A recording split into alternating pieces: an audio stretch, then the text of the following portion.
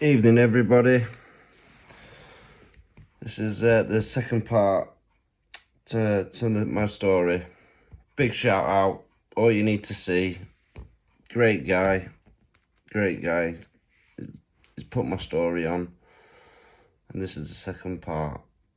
And if you can subscribe to my channel, that'd be great. Show some love.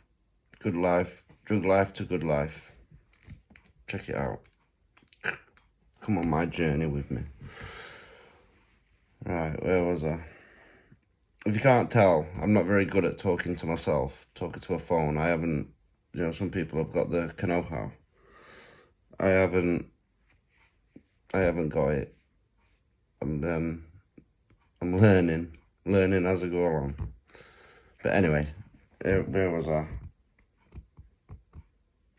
Right. Yeah, I'd met Kerry, the boy's mum. We was homeless. We was homeless, both on gear, grafting every day, and then we started selling for the blacks down in Andover, and they was treating us like crap. It was, and I said to Kerry, what did I say now? I said, if you come to Doncaster, I said, I guarantee we'll have a place straight away. We'll have a roof over our head straight away. Whereas here in Andover, they didn't want to help. Council was no good. It was easier to get blood out of a stone than get a roof over your head over there. But so she did, and we ripped blacks off of all gear and crack. We took, we brought that with us. And straight away, we were in a bed sit first night, and within a week, we had our own house. So, and the plan was always to get back to her kids, because she had 4 of her own kids when I met her. So the plan was always to go back to get her kids, and they was in Honiton. That's a little town in Devon. Right. That's a little town in Devon, and then a house came up in Honiton. So we got back there, and we had our kids living with us, and that was right. It was hell. I was just Kerry's fella, and all the previous fellas had been. It's like, it was just an abusive relationship with all of the other ones. And she treated me like crap. She did. I was being abused by her. I was the victim. And when she used to fucking say shit, do you know what I mean? Treat me like shit. Her kids thought that they could as well, because the mum did, so they thought they could. But I stuck with it, and it was hell. And all her kids, now they're grown up, they've got nothing but respect for me now. Nothing but respect. And social services were involved, it was hell. It really was hell. Child protection, fucking, you name it. And then we had, and then she had Harry, Lee and Hunter, my boys. And we already had social services involved on child protection order. And the council came to the house saying, we're taking you to court, we're going to take the house back. And then social services came, and they was taking us to court to try and take all the kids, to put all the kids into care. Now, nobody was taking my boys. There's 2 kinds of love. You've got bad love and you've got good love, and it was bad love what we had. It was, anything I did for her was not good enough. you know, and I just fell out of love with her. So when social services came and said that they're taking us to court to try and take the boys, I left Kerry. I moved in with her mum, with the boys, and then when it was time for court, I asked court to see if I could prove that I can care for them by myself. You know, we was clean of drugs at this point. You know, I weren't taking anything. And so I went into a placement with my boys. You know, I was in this placement. You're only meant to be in there 12 to 15 weeks. I was in there 42 weeks. You know, that was hell as well. They tried pushing every single button, telling me.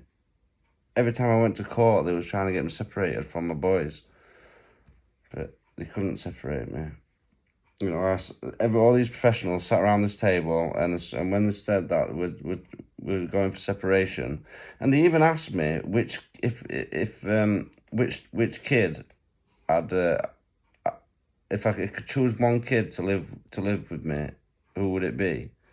I was like, whoa, no way am I ever choosing any.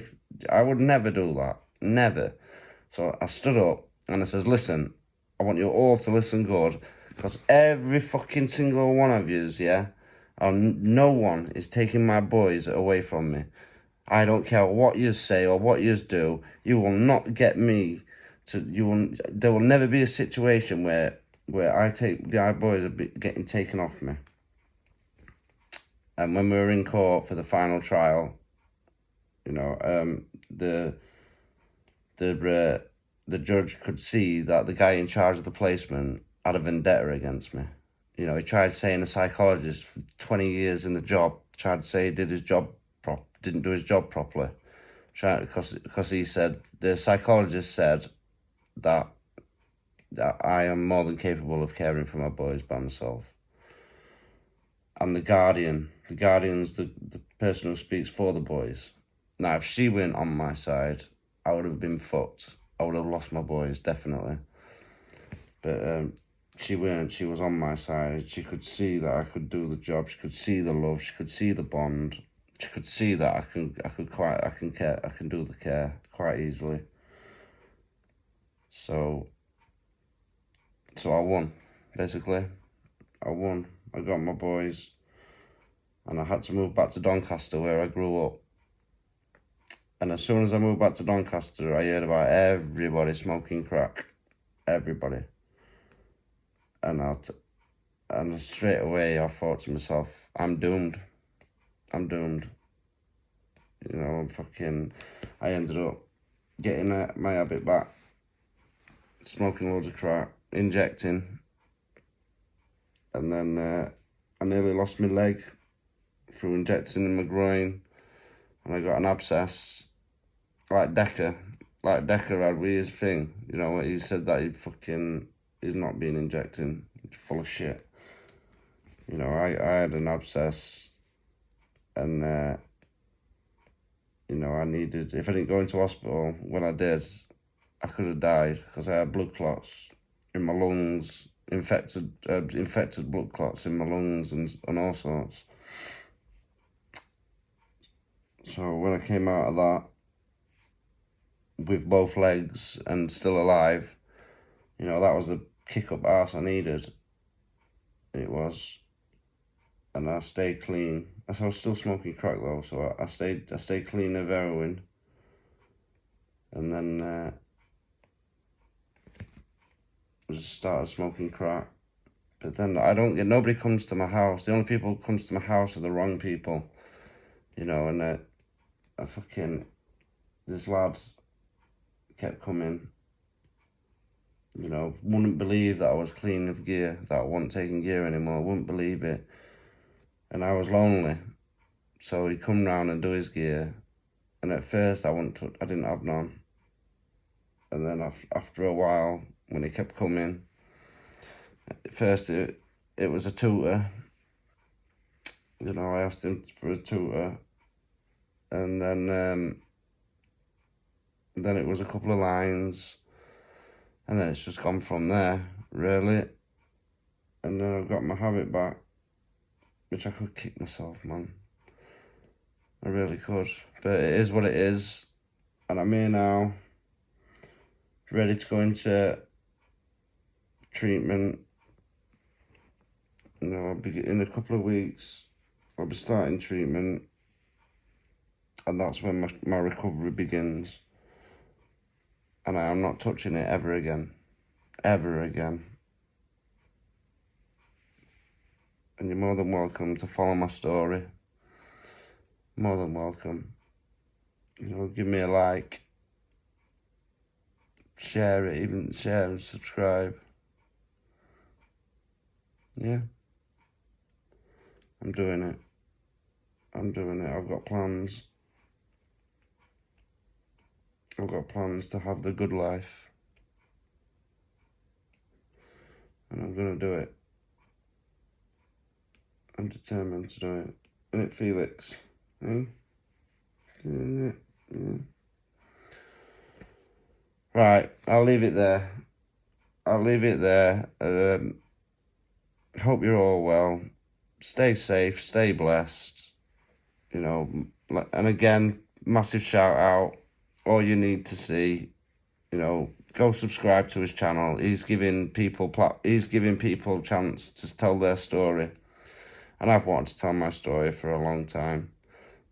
There's a lot more, but I'll do videos about things that have happened in the past. You know, we'll see how we get on. All right. Take care, everybody. Good night.